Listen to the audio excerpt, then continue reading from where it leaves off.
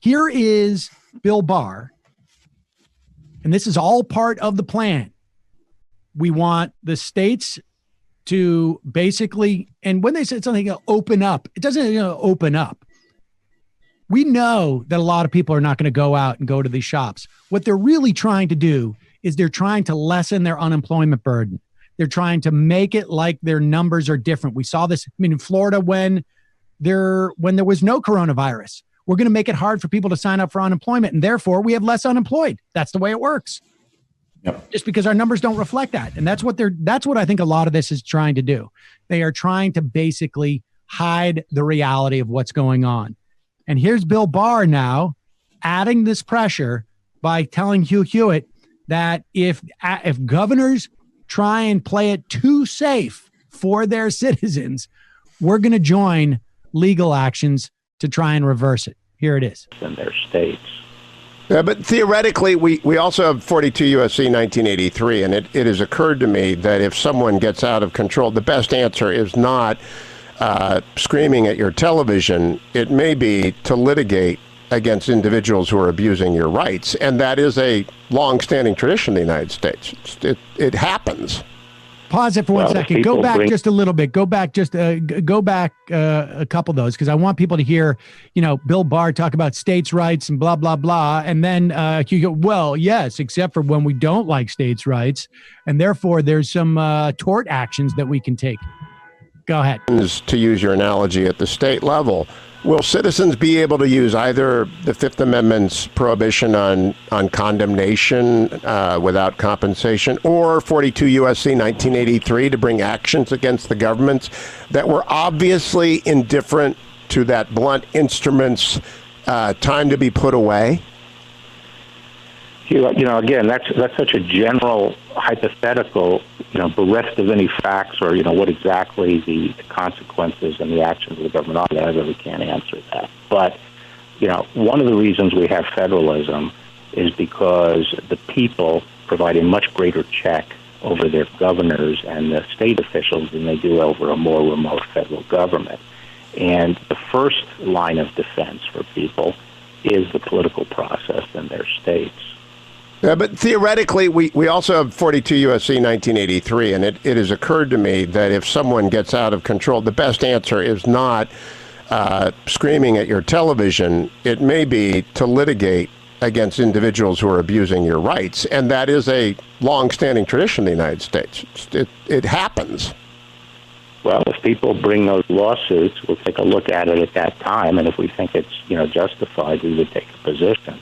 That's what we're doing now. We're looking carefully at a number of these rules that are being put into place, and if we think one goes too far, we initially try to jawbone the governors into rolling them back or adjusting them, and if they're not, and people bring lawsuits, we file statement of interest and side with the plaintiffs. And at this stage, and we're at a sort of a sensitive stage where we're really transitioning to starting a process of trying to get the nation back up and running, I think that's the best approach. As lawsuits develop, as specific cases emerge in the states, we'll take a look at them. Now, all right, and so there you have it. I mean, Bill Barr is basically saying, hey, give us a little time, but we're going to hit a point where we're going to welcome these lawsuits, and we're going to come in and we're going to support you against these states that are trying to be too careful for their citizenry.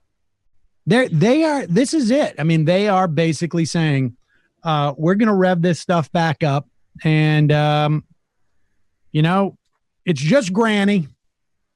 It's just granny. It goes back to the lieutenant governor of Texas, what he said about a month ago. He was just a little bit before schedule about basically, grandparents sacrificing themselves so the economy can move. I also just want to say, I think it's really important to look at how these reopen protests are playing out. And I'll keep saying the caveat that I think there is a chunk of people there who are obviously, they should not be outside protesting, but I do think there is if you don't provide people an actual social safety net, there are going to be some people that are going to be drawn to these protests during this time. And I think we need to be very thoughtful about how we talk about them. And that's a very important thing in my view. But then there's also, the AstroTurf element. And I just think that, just look at how this works. You have, like, we know the DeVos family in Michigan was backing those protests. Then we have Bill Barr come out on it and signal what's about to come. And Trump is tweeting about it. So if you go out in the street for a right-wing protest, you get like an immediate sugar rush. Look at what I'm doing immediately gets a response from the most powerful sectors of society.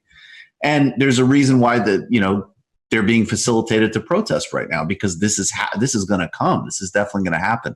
I also want to say, and I'm still obsessed with this and concerned about this, but Bill Barr talking about people being in house arrest-like conditions. Please, let's not forget that this is a guy who requested several weeks ago, right, that in times of emergency, that essentially we should scrap habeas corpus.